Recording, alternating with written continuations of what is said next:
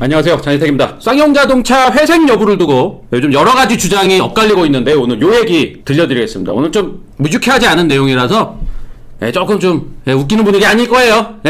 쌍용자동차 이거 이제 문 닫는 게 더 이득이냐? 요 얘기 바로 갈게요. 미디어 오토. 요즘 쌍용자동차 M&A에 대해서 여러 가지 기사들이 나오고 있습니다. 28일 날 오전에 파이낸셜 뉴스에 이환주 기자가 쓴 기사가 있습니다. 여기 이제 단독 이렇게 붙여가지고 나왔는데 이 주요 골자가 청산하는 게 더 이득이라는 기사입니다. 쌍용자동차 법정관리 조사인이자 매각주관사인 한영회계법인이 작성한 보고서, 이 보고서가 22일에 제출된 거라고 이 기사에는 써 있는데, 이 보고서의 주요 골자가 계속 기업 가치, 그러니까 기업이 존속하는 가치보다 청산했을 때 가치가 더 높다라는 보고서입니다. 다시 말하면 지금 문 닫고 그냥 돈 되는 거 내다 파는 게 계속 차를 만들어 파는 것보다 더 이득이다라는 얘기예요. 다음날 또 여러 언론사에서 유사 기사가 많이 쏟아졌는데요. 그중에 이코노미스트 요 배동주 기자가 쓴 기사를 보면요, 좀 더 구체적으로 썼는데, 지금 문 닫고 돈 되는 거 내다 팔면은 9,800억 원. 근데 계속 차를 만들어 팔면은 기업 가치가 7,500억 원 정도라고 합니다. 그러니까 지금 문 닫는 게 2,300억 원 더 이득이다라는 거예요. 쌍용자동차는 공식적으로 반박을 했어요. 한영회계법인이 작성한 조사보고서는 30일에 공식적으로 제출될 예정이지 지금 오가는 요 얘기들은 좀 근거 없는 얘기다 라는 거죠. 그리고 계속 기업 가치, 그러니까 기업을 계속 존속할 경우, 그러니까 쌍용자동차가 계속 차를 만들어 팔 경우의 가치, 이런 것들은 관점에 따라서 너무 보는 사람에 따라서 또 측정하는 기관에 따라서 너무 많이 들쭉날쭉할 수밖에 없는 수치이기 때문에 믿을 수 없는 수치다라는 거예요. 게다가 지금 M&A를 활발하게 추진하고 있는 이 시점에 M&A가 잘 추진되고 나서의 기업 가치가 많이 다르고, 또 M&A가 실패했을 경우에 또 기업 가치, 이런 것들이 너무 많이 차이가 날 수 있잖아요. 이런 것들을 보고 기업 가치를 해야 되는데 너무 비관적으로 기업 가치를 측정을 했다라는 거죠. 그래서 한마디로 이거는 좀 말도 안 되는 수치다라는 반박을 했습니다. 하도 이 상반된 의견이 여기저기서 이렇게 엇갈리고 있어서 저도 이제 이게 진짜냐 저게 진짜냐, 요거를 이제 여기저기 알아봤더니 원래 이렇다고 합니다. 쌍용자동차 M&A를 앞두고 이러저러한 의견이 엇갈릴 수밖에 없는 상황이죠. 여러 가지 이해관계가 엇갈릴 수밖에 없는 상황이기 때문에 이런저러한 소문들, 똑같은 팩트를 두고도 이렇게 해석하는 사람, 저렇게 해석하는 사람, 이런 식으로 여러 의견이 엇갈릴 수밖에 없는 상황이라는 겁니다. 쌍용자동차가 잘 되길 바라는 쪽은 아무래도 지금 일을 하고 있는 임직원들이겠죠. 계속 일을 해서 돈을 벌고 이렇게 해서 가정을 유지해야 되는 이 임직원들은 쌍용자동차를 한없이 긍정적으로 바라볼 수밖에 없죠. 근데 모든 사람이 이렇게 긍정적으로 볼 수는 없잖아요. 한간에는 이런 얘기를 저한테 해주시는 분도 계신데, 쌍용자동차를 인수하려고 희망하는 어떤 회사에서 인수 가격을 조금 낮추고, 그리고 인수 조건도 조금 좋게 하려는 목적으로, 그러니까 일부러 쌍용자동차의 가치를 좀 낮추려고 이런 것들을 이렇게 주식시장이라든가 일선 기자들한테 이렇게 좀 흘리듯이 이렇게 해놓는 것이 기사화 될 수도 있다라는, 지금 언급한 기사가 그렇다는 게 아니고요. 이런 경우도 있다. 이렇게 해서 인수를 조금 더 유리한 쪽에 하려고 했었던 예도 있다. 참고하라는 걸로 드리는 말씀입니다. 아무튼 지금 쌍용자동차의 상황은 이쪽 저쪽에서 죽이자 살리자, 죽이는 게 낫다, 살리는 게 낫다, 이런 식으로 아주 그 이해관계가 복잡하게 얽히고 설키고 있는 상황이기 때문에 저희는 중립기어를 딱 넣고 냉철하게 숫자 위주로 바라보는 게 좋겠죠. 저는 사실 쌍용자동차가 잘 됐으면 하는 거예요. 저는 자동차 이 업계 전반을 다 사랑하고 자동차 업계가 좀 더 활발하게 움직였으면 하는 입장이기 때문에 모든 자동차 회사가 잘 되기를 바라고 있습니다. 아무리 냉철하게 바라봐도 쌍용자동차 현재 상황은 아주 안 좋은 상황이죠. 법정 관리 중이잖아요. 기업이 자력으로 꾸려나갈 수 없을 정도로 부채가 많고 이랬기 때문에 법정 관리 들어간 거잖아요. 이 쌍용자동차를 힘들게 하는 이 부채 규모가 1조 8천억 원 정도로 여기저기 기사에 많이 나오고 있는데, 이게 이제 쌍용자동차 측에 물어보니까 이것저것 다 따져가지고 맥시멈으로 잡으면 1조 8천억까지 될 수도 있지만 사실 그렇게까지 많지는 않다고 얘기는 하더라고요. 부채는 여러 종류가 있어요. 은행권에서 담보 같은 걸로 이렇게 빌렸던 돈도 부채고요. 그 다음에 임직원들이 퇴직했을 때 퇴직금 줘야 되잖아요. 요걸 퇴직 충당금이라고 하는데 요것도 부채의 일부로 보기도 합니다. 그 다음에 부품회사로부터 여러 가지 자재라든가 뭐 부품 뭐 이런 것들 받아다 쓰면서 어음으로 결제해 준 거 다 이제 갚아야 될 돈이잖아요. 그리고 뭐 최근 몇 달 사이 직원들한테 급여 전체 안 주고 뭐 절반 정도 주고 절반은 나중에 주겠다라고 해서 또 급여 밀린 거. 요런 것들도 이제 부채 들어가거든요. 그래서 요런 것들을 다 종합을 하면은 1조 원 정도는 좋게 될 것이다라는 게 업계 시각이고요. 최대 1조 8천억까지 보고도 있기 때문에 이제 여러 기사에서 쌍용자동차의 현재 부채가 1조 8천억 원 규모다라고 얘기를 하는 거죠. 한편 최근 신문기사 등에 나오는 쌍용자동차의 청산 가치, 그러니까 회사가 문을 닫았을 때 이 회사의 가치, 이게 이제 9,800억 원 정도다라고 얘기는 되고 있는데 요 얘기대로 이렇게 보면은 1조 8천억 원의 부채가 있어요. 근데 문을 닫으면은 회사 가치가 9,800억 원이야. 문을 닫고 이것저것 막 내다 팔면은 9,800억 원 챙길 수 있어. 그러면은 1조 8천억 원의 부채인데 9,800억 원밖에 없어. 그러니까 절반은 못 받는다는 거잖아요. 이론대로라면 모든 이 채권자들이 야 그냥 우리 남자답게 딱 반씩만 받자. 이렇게 하면은 말끔하게 청산되고 끝날 수도 있는데 이렇게 되면은 대부분이 다 비극이 되죠. 임직원들은 일자리를 잃고 부채를 갖고 있는 사람들도 절반밖에 못 받고 막 이러니까 모두가 안 좋아지는 거잖아요. 그러니까 기업이 M&A를 해서 다시 회생하기를 많은 사람들이 바라고 있는 겁니다. 하지만 그렇게 쌍용자동차가 계속 존속했을 때의 가치를 전망하는 게 7,500억 원 정도다. 그러니까 문을 닫았을 때는 9,800억인데 계속 존속하면 7,500억이다. 뭐 이거는 한마디로 야 계속 하면 할수록 점점 상황이 안 좋아져 라는 거거든요. 이게 맞는 거라면은 사실 진짜 문을 닫는 게 맞긴 맞아요. 근데 이제 쌍용자동차 측에서는 이거 말도 안 되는 수치다라고 얘기를 하고 있는 상황입니다. 참고로 10년 전에도 비슷한 상황이었잖아요. 상하이 자동차 물러가고 쌍용자동차 막 파업하고 뭐 마힌드라가 뭐 한 해 만에 막 이루고 있을 시절에 그때 2009년 요때의 쌍용자동차 청산 가치가 9,386억 원이었습니다. 그러니까 지금 뭐 9,800억 요거랑 이제 비슷하죠. 예, 청산 가치는 뭐 10년 전이나 지금이나 비슷하다. 근데 그때의 기업 존속 가치는 1조 3,276억 원이었습니다. 그러니까 기업을 계속 하는 게 4천억 원가량 더 가치가 높았기 때문에 그런 여러 가지 희망들이 엇갈려서 마힌드라가 쌍용자동차 지분 사가지고 이렇게 들어오게 된 거죠. 당시 마힌드라가 쌍용자동차를 인수하면서 대략 5천억 원 정도를 수여를 한 것으로 알려져 있습니다. 그래서 쌍용자동차를 단기간에 정상화시켰고 그리고 티볼리라는 좀 히트작도 만들어냈고 그리고 몇 안 되는 기간이긴 하지만 흑자를 보여주기도 했었어요. 하여튼 지금은 뭐 대주주 자리도 내놓고 그냥 이렇게 떠나가 있는 마힌드라의 쌍용자동차 전체 지분은 지금 74.6%입니다.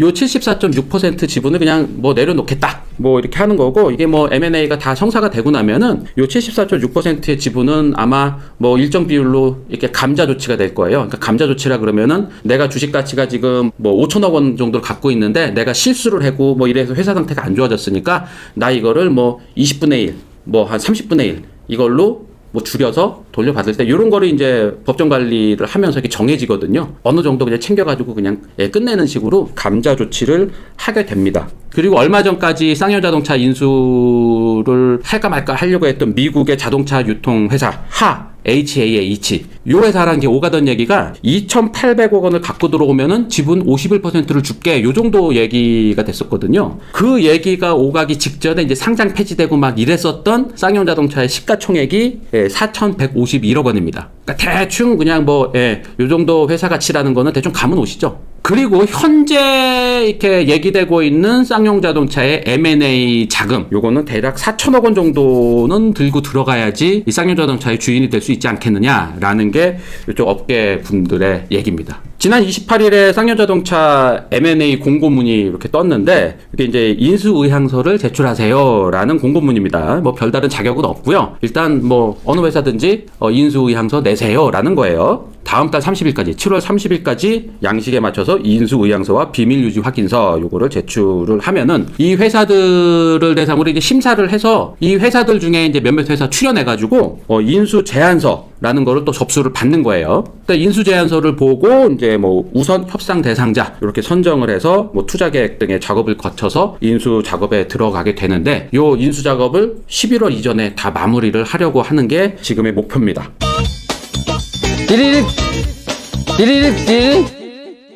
현재 많이 거론되고 있는 회사가 에디슨 모터스죠. 이 에디슨 모터스는 전기 버스를 만들고 있는 회사입니다. 지금도 이제 길에 다니는 버스들 보면은 현대 버스가 대부분이긴 하지만 중간중간에 에디슨 모터스라고 이렇게 된 버스들 본 적 있을 거예요. 예, 그 버스 만드는 회사가 에디슨 모터스예요. 전기 버스일 겁니다. 이 에디슨 모터스의 전신은 한국 파이바예요. 이 우리 군대에서 썼었던 방탄모 야 파이바 쓰고 와야지 막 이런 거 하잖아요. 그 파이바가 그 파이바예요. 한국 파이바. 이게 신소재를 만드는 회사인데 여기서 군납으로 이 신소재를 가지고 이 총알 같은 거에도 이렇게 뚫리지 않는 그 신소재를 가지고 예전에 철모를 대체하는 뭐 방탄모 요거를 파이바에서 만들어서 납품을 해서 그걸 때문에 이제 파이바 쓰고 와라 뭐 이런 거 군대에서 많이 들은 적 있을 거예요. 실제로 이 파이바 신소재를 갖고 버스를 만들기도 했어요. 버스 보면 다 이렇게 철판으로 만들었는데 이 에디슨 모터스에서 버스 만들 때 이렇게 파이바 소재로 이렇게 만든 적도 있습니다. 뭐 경량화를 위해서 뭐 그런 소재로 만들기도 하고 뭐 이랬다는 얘기가 있어요. 그 강영권 대표님.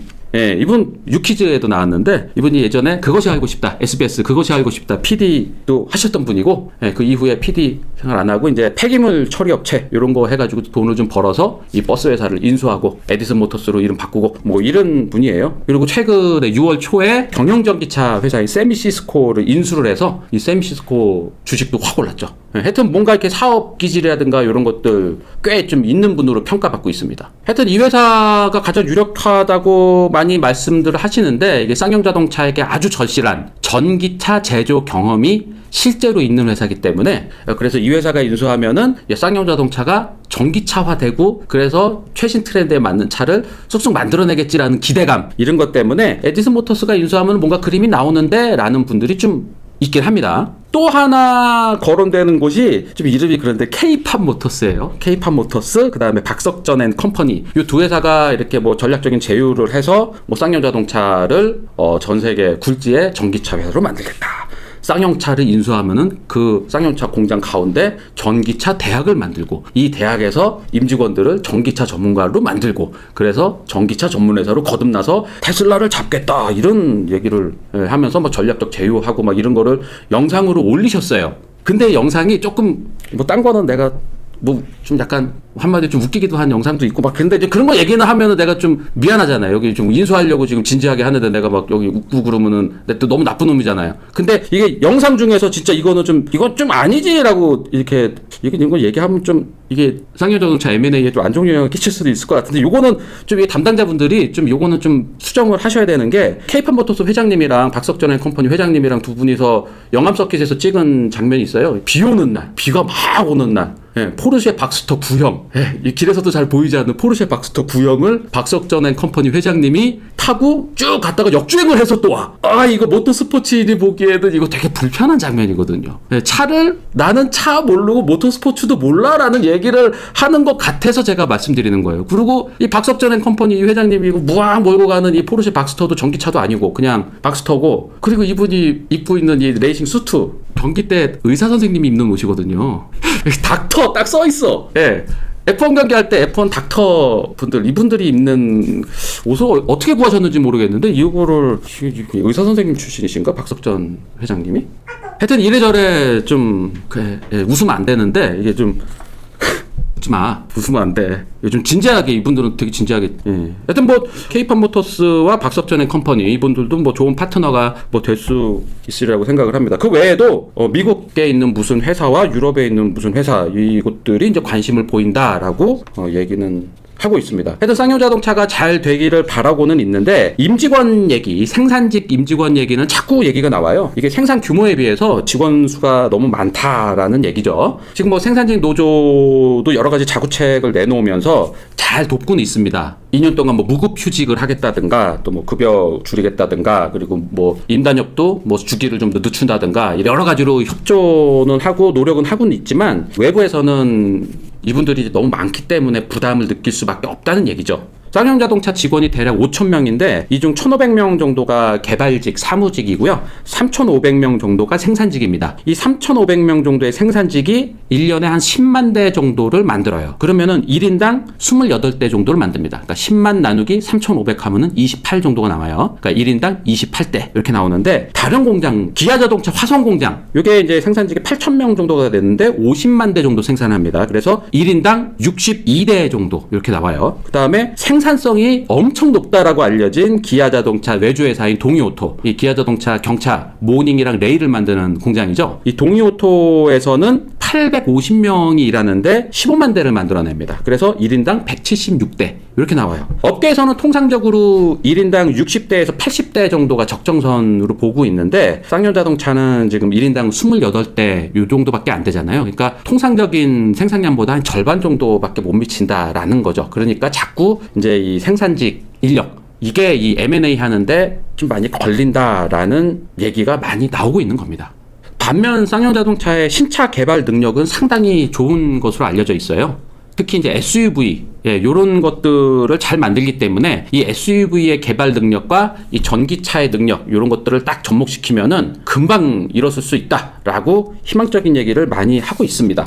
근데 쌍용자동차뿐만 아니고 우리나라 이 생산직 그 노조가 워낙 좀 강성이고 또 특히 자동차 쪽이 강성이고 그래서 우리나라 그 자동차 업계를 보면은 조금 좀 특이한 게 이 생산직, 연구개발직, 사무직 이 임금이 다 똑같아요. 이 똑같고 오히려 생산직이 나이가 많은 분들이 많으시기 때문에 오히려 평균 임금이라든가 이런 것들은 생산직이 더 높은 경우도 있습니다. 그러니까 이제 다른 나라에서 우리나라를 딱 바라봤을 때는 야, 생산 퀄리티나 이런 것들은 좋은데 생산 비용이라든가 이런 환경은 별로 안 좋구나. 오래 다닌 분들이 많고 연차가 오르면 오를수록 급여도 같이 오르게 되는 호봉제로 이렇게 맞춰져 있습니다. 근데 요즘 자동차 글로벌 업계, 자동차 업계 트렌드는 그냥 연봉제예요. 그냥 일 잘하면은 연봉 협상해가지고 돈 많이 주고 젊은 사람도 일 잘하면은 뭐 히트작 같은 거 많이 내놓고 막 이렇게 되면은 돈 많이 받고 히트작 같은 거 없으면은 그냥 뭐 그냥 그럭저럭한 연봉 받고 약간 이런 식이거든요. 이제 이런 것 때문에 연구개발 쪽은 많이 탐내는 분들이 많아요. 근데 이제 생산 시설, 뭐 생산 퀄리티 이런 거는 좋은데 이제 생산 노동자 이런 것들에 대한 부담 때문에 명함이 엇갈리고 있는 요 얘기는 제가 조만간 한국 GM이랑 르노 삼성 얘기를 해드릴 때 요거는 풀 버전으로 얘기를 해드릴게요. 이게 지금 한국 GM이랑 르노 삼성 이게 지금 겪고 있는 큰 고민이 탐나는 것과 탐나지 않는 것들의 명함이 엇갈리고 있습니다. 탐나는 거는 연구개발직. 비용도 낮은데 개발도 잘해. 그리고 막 밤새면서 막 일해가지고 다른 데보다 개발 실적이나 이런 게 좋아. 근데 생산직은 나이 드신 분도 많고 그리고 무슨 협상하고 막 그리고 외국인 임원들 이런 사람들한테 막 그냥 딱 봐도 욕하는 것 같은 욕설을 막 얼굴에다 대고 하고 막 이런 경우들도 있어서 하여튼 이런 얘기는 제가 제대로 모아서 풀 버전으로 들려드릴게요. 오늘 쌍용자동차 M&A 얘기는 여기까지입니다. 고맙습니다. 미디어 오토